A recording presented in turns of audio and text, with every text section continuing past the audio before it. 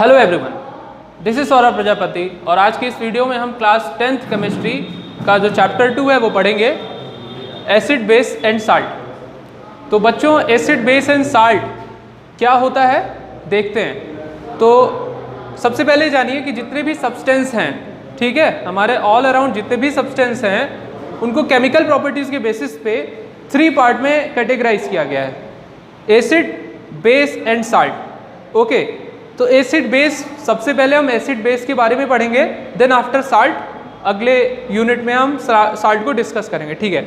तो बच्चों, acid base को पढ़ने से पहले एसिड बेस को कैसे टेस्ट किया जाता है इसे हम जानेंगे।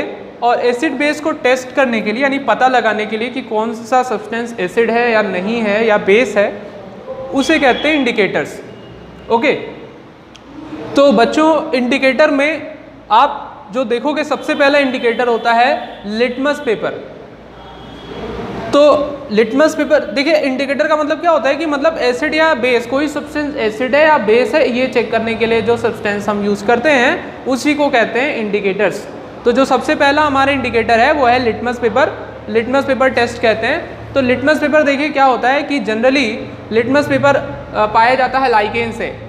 लिटमस पेपर को लाइकेन से बनाया जाता है। लाइकेन जानते हैं, ठीक है। लाइकेन जो है ओरिजिनली उसका जो कलर है लाइकेन का वो होता है पर्पल।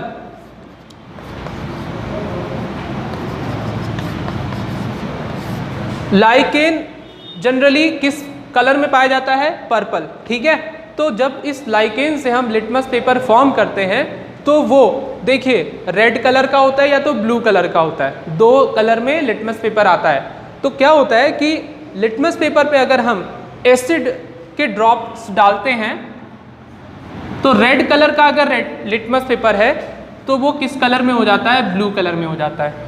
या अगर रेड कलर का है तो ये हो जाता है ब्लू, ठीक। पहला इंडिकेटर ये होता है।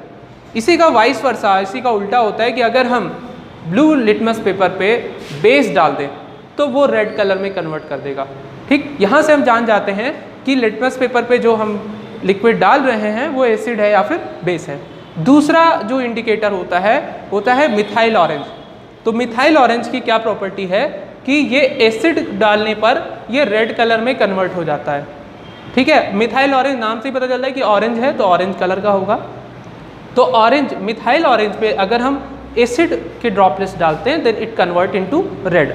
और सिमिलरली अगर हम बेस को इस पे करते हैं तो वो हो जाता है येलो। तो ये दूसरा इंडिकेटर हो गया। तीसरा इंडिकेटर आप देखोगे, तीसरा ऐसा तरीका जिससे हम पता लगा लें कि वो एसिड है या बेस है, तो होता है फिनोप्थलीन, ठीक है। फिनोप्थलीन एक चीज़ होती है, एक सब्सटेंस होता है जो ओरिजिनली कलरलेस होता है। फिनोप्थलीन, जैसे फिनोप्थलीन की गोलियां आती हैं, आपने देखा होगा, बच्चे, छोटे छोटे बच्चे वो पानी में डालने के बाद में जो छोटा छोटा बॉल बन जाता है ना, वही होता है फिनोप्थलीन। तो वो फिनोप्थलीन जो होता है ओरिजिनली कलरलेस होता है। तो फिनोप्थलीन में क्या होता है, एसिड अगर हम डालते हैं तो वो कलरलेस ही रहता है, यानी उसमें कोई चेंज नहीं होता। लेकिन अगर फिनोप्थलीन में हम बेस डालते हैं, ठीक है, तो वो कन्वर्ट हो जाता है पिंक कलर में। फोर्थ आप देखोगे तो ये सारे जो आप देख रहे हो, लिटमस पेपर हो गया, फिनोप्थलीन हो गया, तो ये सब जो है नेचुरल इंडिकेटर्स हैं। इसमें हम अगला इंडिकेटर देखेंगे, that is turmeric. Turmeric means हल्दी। तो हल्दी जो है वो एक ऐसा इंडिकेटर है, आप देखोगे, जो बेस डालने पर रेड में कन्वर्ट हो जाता है। जैसे फॉर एग्जांपल आप खाना खाते हैं तो सब्जी में हल्दी मिलाई जाती है, ठीक है। तो सब्जी अगर आपके कपड़े पे गिर जाता है तो क्या होता है, कपड़ा गिरने के बाद में वो उस पर स्पॉट पड़ जाता है, दाग पड़ जाता है। और जब हम उसको धुलते हैं उस कपड़े को तो वो जो कलर है, समझ रहे हैं, वो रेड कलर में कन्वर्ट हो जाता है, ठीक है। अब ये बी का मतलब क्या है? बी मतलब बेस है। अब बेस, जो सर्फ हम यूज़ करते हैं, सोप यूज़ करते हैं, वो होता है बेस। क्या होता है? बेस। तो बेस जब हम लगाते हैं टर्मरिक पे, टर्मरिक मतलब उसका कलर क्या होता है? येलो।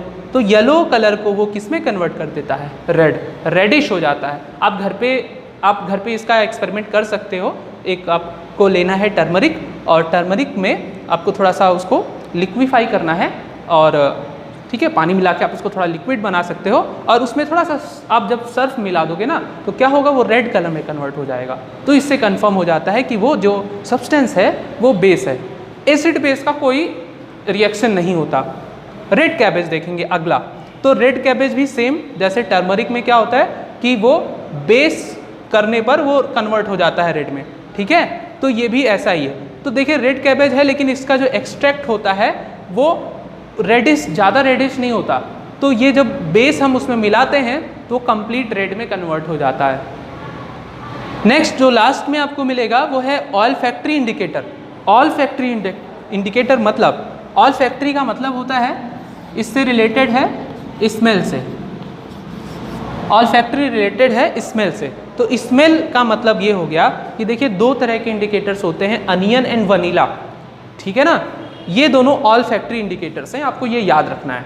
तो अनियन कैसा इंडिकेटर है, जैसे कि अगर हम इसमें बेस डालते हैं, अनियन पर अगर हम बेस डालते हैं तो अनियन जो होता है वो स्मेल उसका चला जाता है। अनियन की एक स्मेल होती है ना, प्याज की एक अजीब सी स्मेल होती है, तो वो स्मेल जो है ना, कोई भी अगर हम बेस डालें उस पर तो वो स्मेल ख़त्म हो जाएगी।